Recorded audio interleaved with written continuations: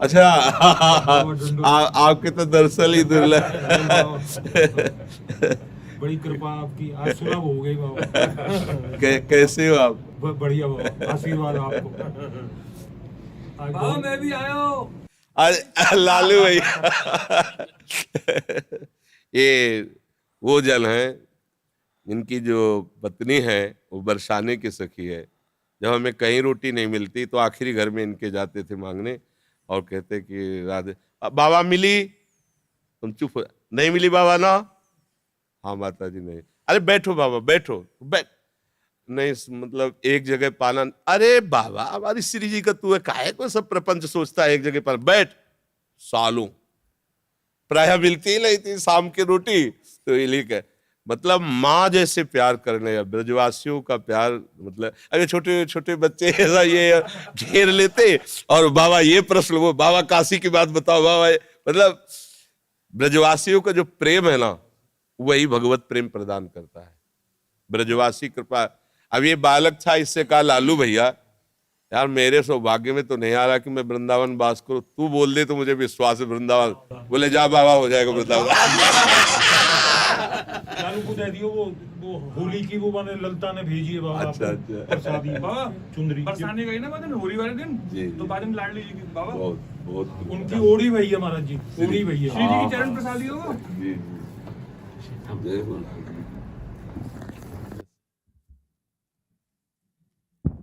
अब कौन प्रश्न कर रहा था? वो इनका दरअसल वेला तो एकदम पुरानी याद आ गई कि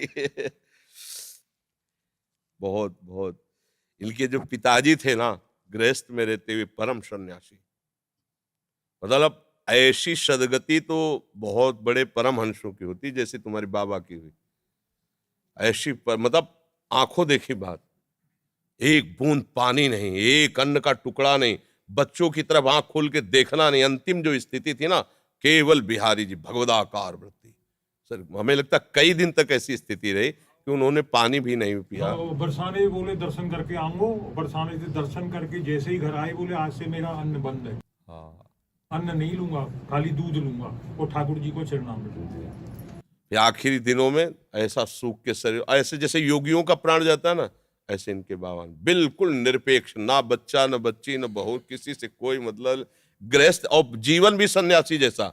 4 बजे तड़के लंगोटी पहन करके यमुना किनारे भीषण सर्दी में, जहां अच्छे अच्छे काप जाए इनके बाबा ऐसे, फिर चिड़ियों को नमकीन खिलाना सब।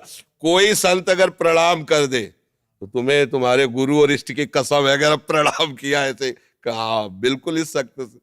ये गृहस्थ जन नहीं है, ये ब्रजवासी भगवत स्वरूप है।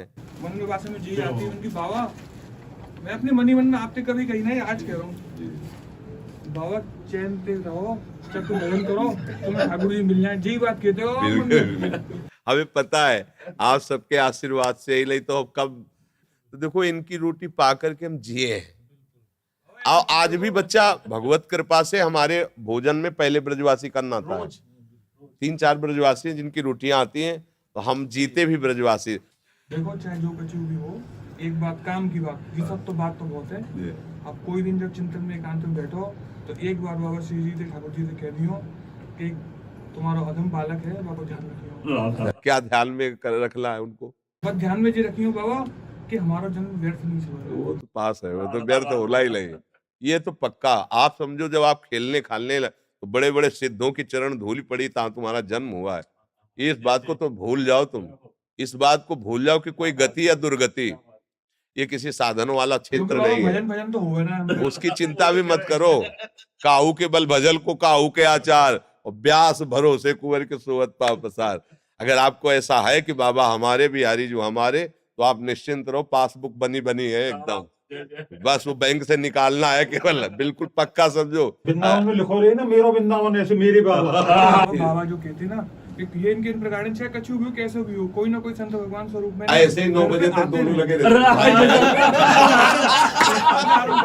हमारे पिताजी कहते बाबा को बहुत दूर हाँ, सीढ़ी से उतरते चढ़ते 1 घंटा, बाबा हिल के आते, चलो बच्चों चलो जाले दो बाबा को जाले दो, और ये दोनों लगे रहते खड़े। अब ये चुप होते तो बैल प्रश्न करते। जा रहे हैं। राधे श्याम बाबा।